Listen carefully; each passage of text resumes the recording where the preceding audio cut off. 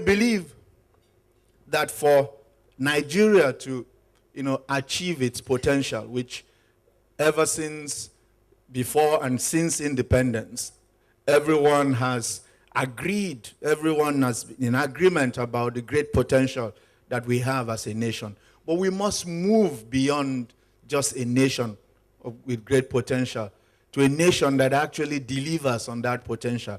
That, I believe, is the goal of the process, the transformation, process, the transformation agenda, for the country. We need to enthrone in Nigeria a regime of competitive fiscal federalism, where each of the federating units, which are the states, each of the federating units has a lot more elbow room. Today, for instance, the whole nation is burdened by the lack of electric power. Just think about it.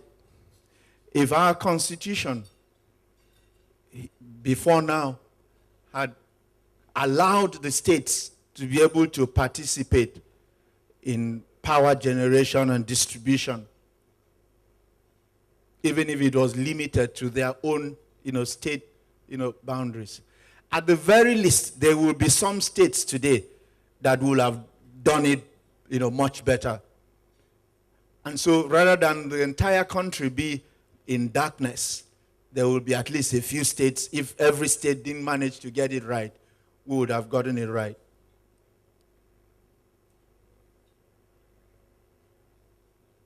We have a situation, for instance, where even though the states are the federating units, our present constitution actually goes on to define the form of local governments that we should have, and actually,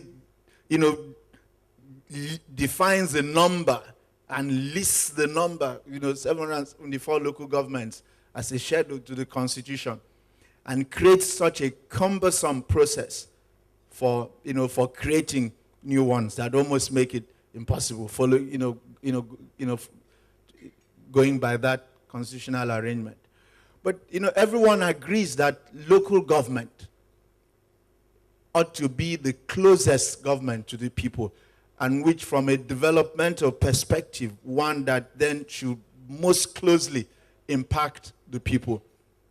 But the reality is, all of Nigeria needn't have a uniform pattern for local government. In eastern Nigeria, for instance, in the southeast, they have a strong, town union tradition, where in one of the states, at least, or two of the southeastern states, they have more or less designated the town unions as the fourth tier of government. If we had the flexibility within our constitutional arrangement that was, necessary, some of those states, for instance, could have adopted the town union as their own, form for local government. In some parts of the country, where the traditional rulership is accepted and respected and serves the people, maybe their own pattern for local government, could have been built around the traditional, institutions. If the states are going to play the more needful part in developing Nigeria that they have to, then we need devolution of power. We need devolution of power. There are too many things that are being done by the central government that the central government is neither suited nor able to do effectively.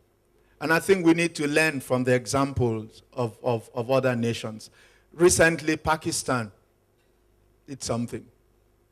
They are, diverse people like us as well.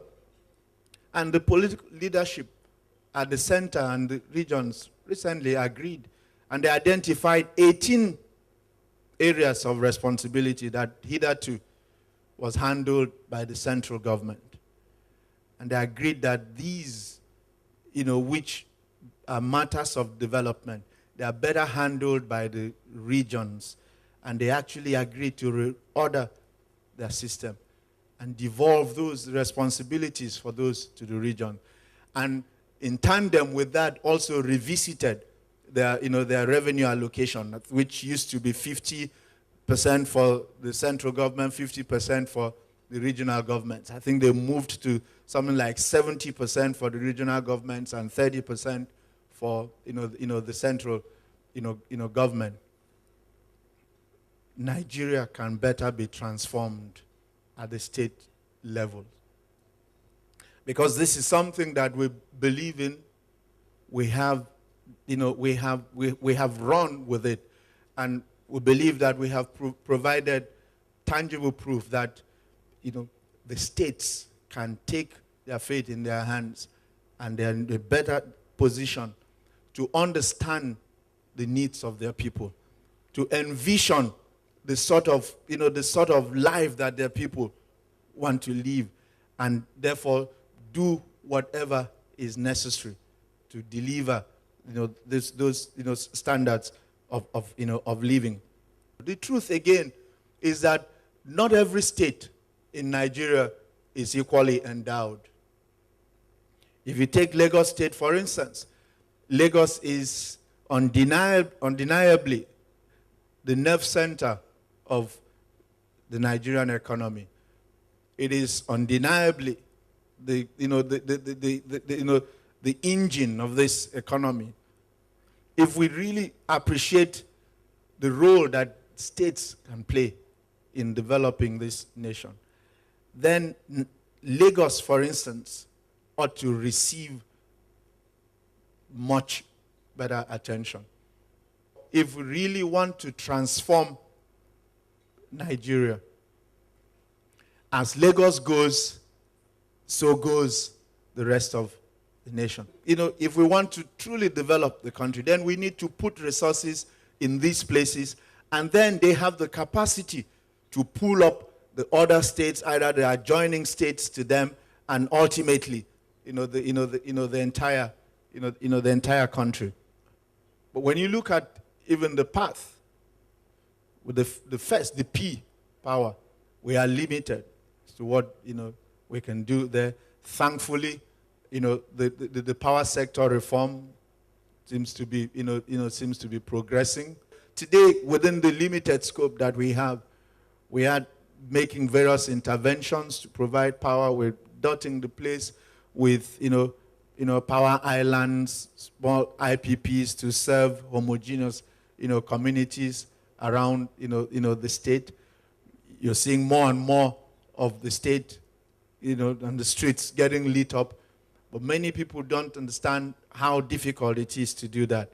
Most of the streets that you see that are now lit at night, we light up those streets using diesel generators. And that's expensive, it's tedious, and it's a logistics nightmare.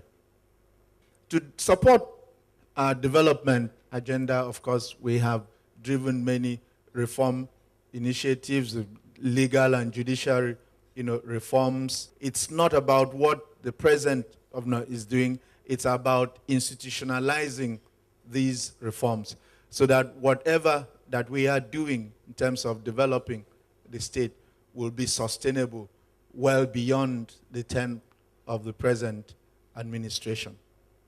Think about how much better and how much faster Nigeria could indeed develop if we reordered the pattern for development. Think about the possibilities. When you look back over the last 13 years since the return of civilian democracy and identify the major successes in terms of development, you will find that most of them have actually been done or championed by states.